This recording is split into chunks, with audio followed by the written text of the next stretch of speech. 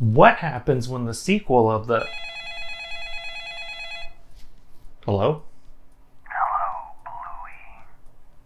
Oh, hey, Mr. Ghostface. Actually, it's Blue. Bluey is an animated dog. What? Anyway, I see you're in the middle of another review.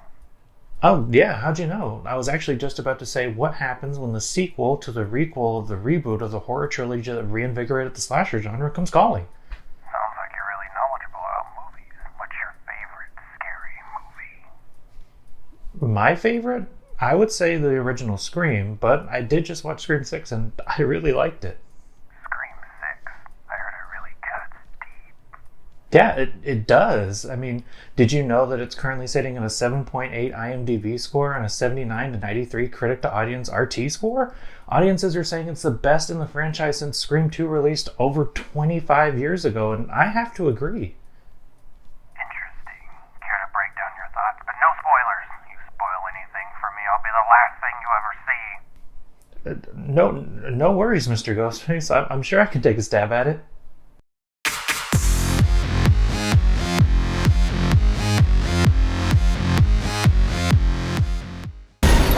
Please help us. Just down there. There's a line here, girl. You got a problem here, guy? Scream 6 follows our next generation of Woodsboro survivors as they head off to a place even scarier than a town known for 3 mass murders: college. Specifically, college in New York. That means it's New York and new rules as our group tries to survive the onslaught of a new and different Ghostface killer.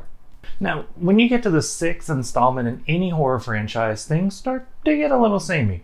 Because of this, it's up to the people in charge of the film to come up with ways to reinvigorate the franchise. Jason Lives kicks off Friday the 13th supernatural element, The Final Nightmare gave Freddy a kid, Curse of Michael Myers introduces a cult, and Curse of Chucky as a soft reboot. The list just goes on and on and on. What I find both works for and against Scream 6 from a plot perspective is that it doesn't go as off the rails as any of those other movies I just mentioned. It retains the feeling and layout of a Scream movie. You open with a phone call, introduce new and old characters, cull down that list, and then close in a dramatic reveal. As far as the overarching plot goes, Scream 6 feels a lot like 5 and 4 and so on.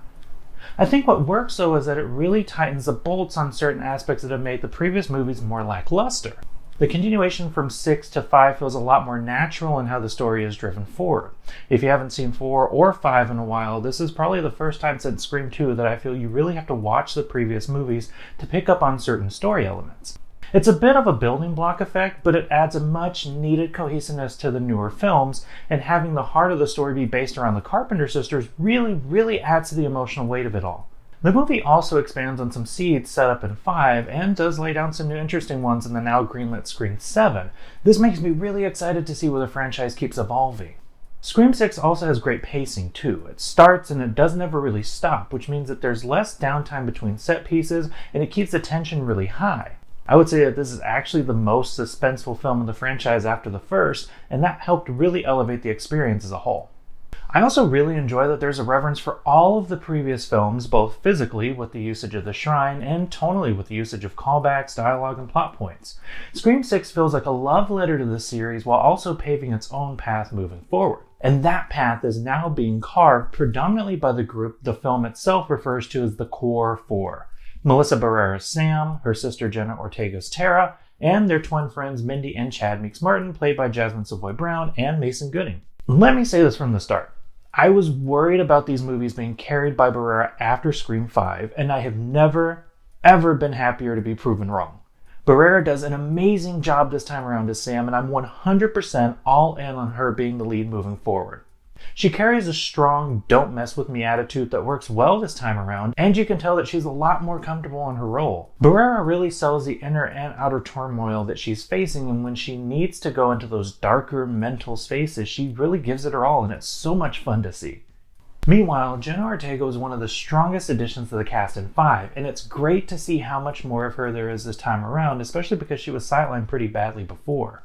I think being on a lot more recently has helped add to her screen presence too. She knows how to command her role in a way that borders confidence with character, and she continues to be one of the ones to watch across the board. In addition, Ortega and Barrera both have such a great sister chemistry that's shown way more this time around that you really do believe they love, care for, and would die for one another.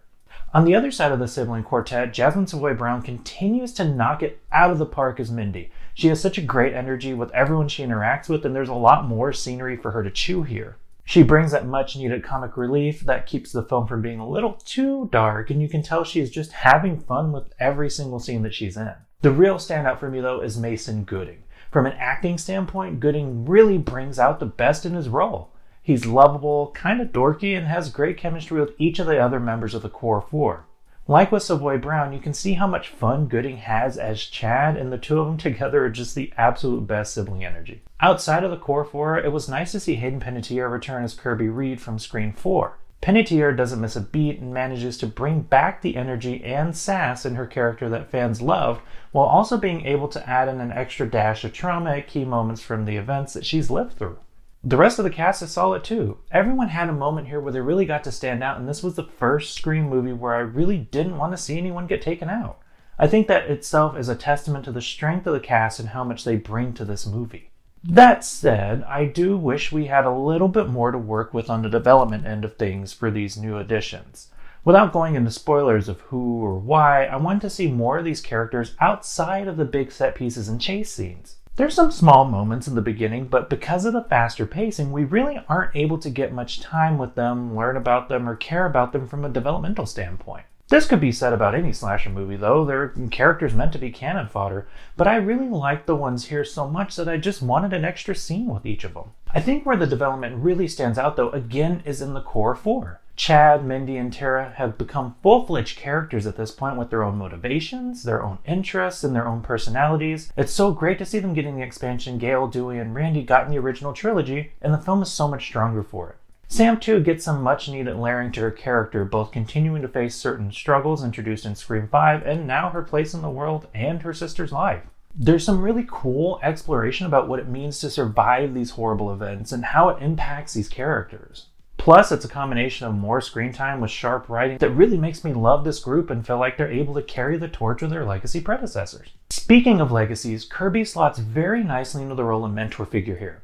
It feels like the next logical step in what would have happened to her after 4, and it was really cool to see her bring these experiences and traumas to her interactions with the new group. And Gale too, despite being 6 movies in at this point, has some really nice character moments. That made me super happy to see that she's still being involved. Visually, Scream 6 does an incredible job bringing the series to uncharted territory in New York. Because we've had 3 films in small-town Woodsboro, 1 at college, and 1 in LA, 6 really needed to have a different vibe to it, and it succeeded in a multitude of ways. First is through capturing the essence of the city itself.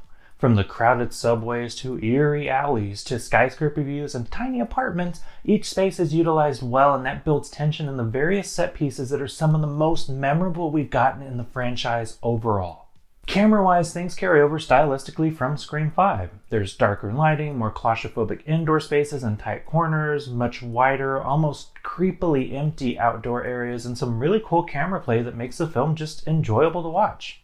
The violence in this entry feels like an escalation of what we got in 5 to match the overall themes, and goodness gracious, the deaths in 6 are savage. You see everything, and each one had myself and the audience around me reacting very audibly, but that honestly just adds to the overall experience. One other thing that I love is the attention to smaller details throughout the film. Whether it's the ghost face graffiti on the walls, all the various items in the shrine set, the Halloween costumes present throughout the film, or all the little visual callbacks to previous installments, this feels like a movie you need to watch multiple times or go through with a fine-tooth comb to catch everything. Walking out of my showing, there was a lot of positivity around Scream 6. Even online, it seemed that people are genuinely enjoying it. It's darker, it's more violent, it's a really good time if you're a fan of the series.